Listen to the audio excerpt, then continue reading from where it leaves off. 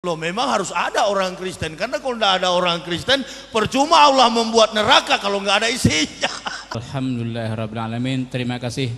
Dia berbicara di depan polisi penegak hukum. Sebelum videonya berlanjut, silahkan teman-teman tekan tombol subscribe, like, dan tinggalkan komentar kamu di bawah. Kiranya video ini menjadi berkat bagi kita semua. God bless you. Shalom teman-teman sekalian, apa kabarmu? Kali ini kita akan mau mereaction sebuah video lagi-lagi oleh Ustadz Yahya Waloni. Dan saya tahu hari ini sedang diproses oleh hukum mempertanggungjawabkan apa yang sudah dia katakan tentang kekristenan. Nah, maka teman-teman, saya akan terus menggemborkan ini karena di publik hari-hari ini seperti merasa ketidakadilan itu terjadi justru bagi Yahya Waloni. Sebab dikatakan bahwa MKC banyak melakukan penistaan ini dan lain sebagainya. Sementara Yahya Waloni dia hanya mengatakan Injil palsu. Nah, ini yang informasi tidak seimbang inilah yang saya ingin sekali untuk meluruskannya. Bahwa apakah benar Yahya Waloni hanya mengatakan Injil itu palsu? Atau ada banyak ungkapan lain yang sebenarnya itu bermuatan penistaan dan juga merendahkan orang lain yang berbeda di Indonesia ini. Jelas bahwa Yahya Waloni tidak hanya mengatakan Alkitab itu palsu. Dia bukan hanya menyerang Alkitab Kristen, dia menyerang pendeta-pendeta, dia menyerang kekristenan, dan dia menyerang orang-orang Kristen. Maka latar belakangnya dulu yang dia katakan dia adalah seorang pendeta, doktor, mentabiskan, itu semua adalah ungkapan-ungkapan halu yang tidak terbukti sampai dengan hari ini. Dia sendiri memalsukan identitasnya dan membuat diri seolah-olah dia adalah orang yang hebat dulu. Tetapi ketika diselidiki, latar belakangnya ternyata tidak demikian juga. Dan ketika orang-orang mencoba berusaha ya untuk mengungkapkan itu dan terbukti bahwa dia hanya mengarang-arang tentang latar belakangnya. Contohnya dia pendeta, pendiri UKI, dan kemudian rektor mentabiskan pendeta.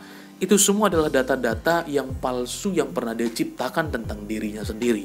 Nah, maka setelah itu dia terlilit hutang, dia banyak yang tidak peduli kepada dia dan dia tersingkirkan begitu saja. Waktu itu mungkin di Papua dan sekarang muncul melawan kekristenan dengan dalil-dalil yang kelihatan kalau dia seorang mantan pendeta. Dia tidak akan punya pikiran sereceh itu. Selalu saya katakan, silakan cross check tentang latar belakang beliau ini. Dan ketika saya berkata begitu, tentu banyak yang mengatakan, dasar cemburu aja lu kalian semuanya, oten-oten, ya kan. Contohnya dalam video ini adalah salah satu bukti bahwa dia bukan hanya berbicara mengenai Alkitab itu palsu. Mari kita saksikan bersama-sama. Saya kan pembicara di Kristen, saya kan orator juga di Kristen. Dulu pendeta Kristen, sekarang pendeta Islam. Amin ya robbal alamin. Makanya tadi kan Pak Kiai bilang, Pak Yahya di sini banyak orang Kristen. Loh, memang harus ada orang Kristen, karena kalau tidak ada orang Kristen, percuma Allah membuat neraka kalau nggak ada isinya. Allahu Akbar, la ilaha illallah. Jangan pendeta kelas Jawa Tengah. Pendeta kelas Jawa Tengah terlalu kecil, lompatan logikanya jauh sekali. Pendeta kelas dunia, Terry Jones, you come here to Indonesia here. Datang ke Indonesia. Kita debat secara terbuka di depan forum dua komunitas, Islam dan Kristen.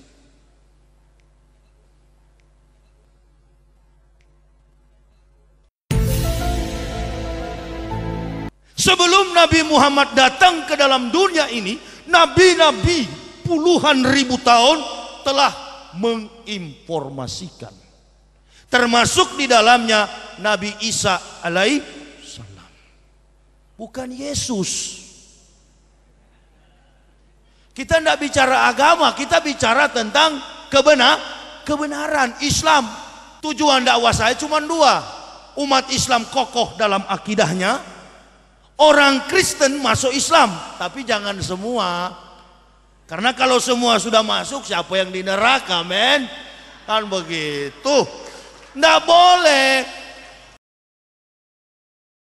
Teman-teman, video ini sekitar 5-7 tahun yang lalu. Ini adalah awal-awal Yahya Waloni berdakwah keliling Indonesia katanya.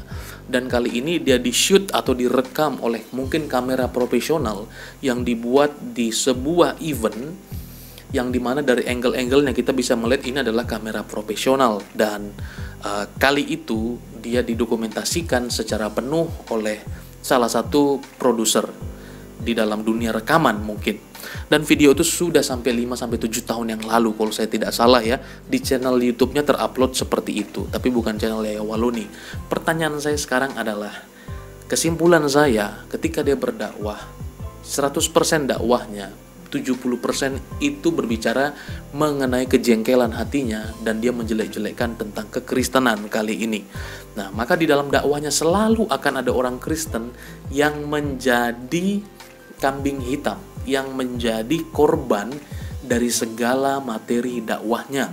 Contohnya yang tadi dia sampaikan bahwa ya orang Kristen itu ya nggak usah semua diselamatkan. Kalau semua diselamatkan, siapa yang akan ada di neraka? Maka dia berpendapat bahwa orang Kristen itu semua ya pasti memang akan masuk dalam neraka. Dan kita tahu itu adalah lingkungan terbuka dan tentu di sekitarnya juga akan ada orang Kristen. Nah, bagaimana perasaan teman-teman yang Kristen ketika ada di sana mendengarkan dakwah tersebut? Tentu ini adalah sebuah penghinaan dan sebuah pelecehan kepada yang berbeda. Karena apa? Ini diberitakan secara umum, baik di media internet dan juga itu kan pakai sound system. Maka di sekitar situ juga akan ada orang Kristen yang mendengar. Nah, apa pendapat kalian kalau kalian sebagai seorang Kristen ada yang ada di sana? Dan bagaimana kalau kita balik situasinya, jikalau ada seorang pendeta bikin KKR dan dia berkata bahwa semua orang Islam akan masuk neraka, ya, dan tidak perlu ya masuk surga, karena buat apa neraka diciptakan kalau tidak ada orang Islam? Bagaimana perasaanmu teman-teman?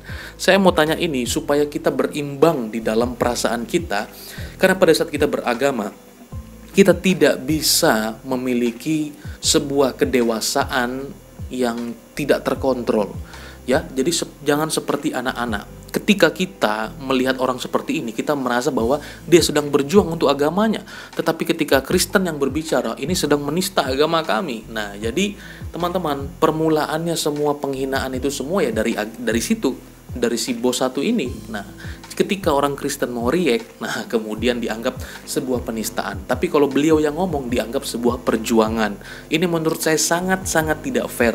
Ungkapannya itu kalau dibalik kepada teman-teman yang Islam, bagaimana perasaanmu? Ketika kita beragama, bukan hanya kamu yang punya sensitivitas di dalam hati, bukan hanya kamu yang berperasaan di dalam hati, tetapi seluruh umat beragama memiliki sisi sensitivitas di dalam kehidupan mereka sendiri ketika agamanya dibahas. Nah, persoalannya sekarang ada orang-orang yang bermulut besar tapi bertelinga tipis.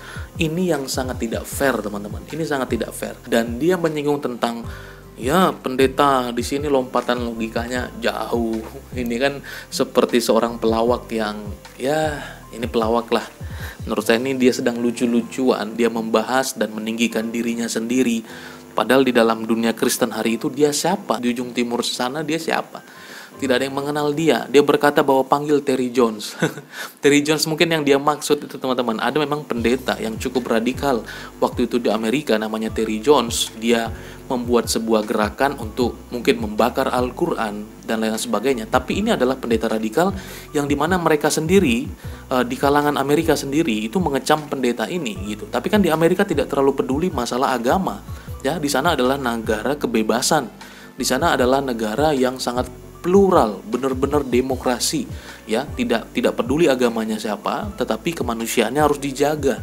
Nah, sehingga pendeta ini ya beberapa pengikutnya melakukan hal-hal seperti itu dan ya akibatnya dia dianggap dari dalam dunia kekristenan itu dia bukan siapa-siapa dan bukan menunjukkan Kristus. Atau Terry Jones yang dia maksud itu adalah pelawak.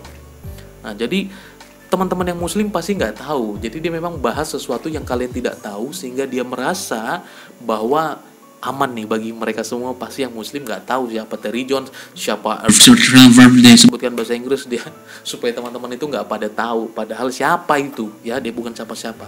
Dan terakhir poin saya teman-teman, ketika teman-teman melihat video ini nanti secara full, kalian akan melihat di sana ada polisi ya.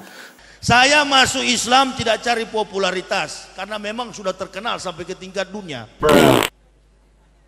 Saya masuk Islam tidak cari uang, tidak cari harta, karena memang gaji saya ratusan juta. Bukan rupiah gaji saya. Gaji saya dari Jerman, from Stuttgart. Pusat gereja Protestan Jerman. Pusat gereja Katolik Roma. Pusat gereja Pantekosta The Bethelpinkerstrook Belanda. Katakan oleh pendeta Waroka Binaufal, inilah nabi yang kami tunggu. Sudah, saya sudah cukup sampai di sini. Biar dicabut nyawa saya oleh Tuhanku. Aku sudah melihat nabi yang terakhir. Dan belum terhapus di kitab perjanjian lama Kristen. Di buku saya jelas sekali. Semua tentang Nabi Muhammad. Mengungkap kebenaran Rasulullah. Profesor-profesor di Manado, bekas mantan dosen saya mengatakan begini. Ya, kamu kalau sudah masuk Islam, tolong jangan dibongkar-bongkar rahasia gereja. Astagfirullahaladzim. Semoga apa yang disampaikan oleh beliau dapat memantapkan iman dan Islam kita. Amin ya rabbal alamin. Selanjutnya doa sama baca alhamdulillah. Alhamdulillahirabbil alamin. Terima kasih. Dan salah satu tamu utamanya yang paling depan kita bisa melihat, mungkin itu salah satu pimpinan polisi yang cukup berpangkat, atau dia punya nama, punya posisi di dalam kepolisian hari itu. Dan dia melihat dan mendengar ungkapan-ungkapan penistaan ini, ungkapan-ungkapan merendahkan yang lain ini. Tetapi apakah ada yang melapor? Dia berbicara di depan polisi penegak hukum, berbicara di depan polisi yang adalah polisi pengayom masyarakat. Bagaimana? Pertanyaan saya, polisi itu pasti menganggap itu adalah sebuah perjuangan. Itu adalah sebuah dakwah. Itu untuk menguatkan akidah. Tapi jangan coba-coba kalau orang Kristen yang berbicara seperti itu. Wow! Teman-teman, kita bisa melihat ketidakadilan ini di depan polisi loh. Bayangin aja teman-teman, berani berdakwah di depan polisi seperti itu. Maka beberapa tahun setelah video ini, wow, dia merasa mungkin ya seperti mohon maaf, itu mungkin seperti anjing yang dilepas ke birinya. Mau dia kemana-mana rasa aman. Orang sudah di depan pimpinan kepolisian juga, pasti dia pimpinan kepolisian karena dia dapat tempat duduk di depan istimewa. Dia merasa aman teman-teman. Bagaimana menurut teman-teman sekalian? Nah, maka teman-teman, pendapat saya ini sangat tidak fair mengenai ungkapannya Waloni. Ini bukan tepat ditujukan kepada orang Kristen. Sebab orang Kristen di dalam firman Tuhan berkata bahwa Yesus mengatakan semua yang datang kepada dia pasti tidak akan binasa untuk selama-lamanya, dan tidak ada satupun orang yang dapat merebut mereka dari tanganku. Barang siapa percaya kepadaku, ia tidak akan binasa sampai selama-lamanya. I am the way, the truth, and the life. Akulah jalan keselamatan dan hidup. Itu kata Tuhan Yesus, dan jelas secara gamblang dinyatakan itu jaminan keselamatan bagi kekristenan. Tidak ada satupun pimpinan agama di muka bumi ini yang berani seradikal Tuhan Yesus berkata menunjuk kepada dirinya, akulah jalan, kebenaran, dan hidup. Maka inilah yang membuat kekristenan sungguh percaya kepada Yesus, karena hanya Yesuslah yang datang dari sorga dan tahu jalan menuju sorga. God bless you teman-teman, tetap jadi berkat, tetap berhikmat ya. Bye-bye. Silahkan teman-teman tekan tombol subscribe, like, dan tinggalkan komentar kamu di bawah. Kiranya video ini menjadi berkat bagi kita semua. God bless you.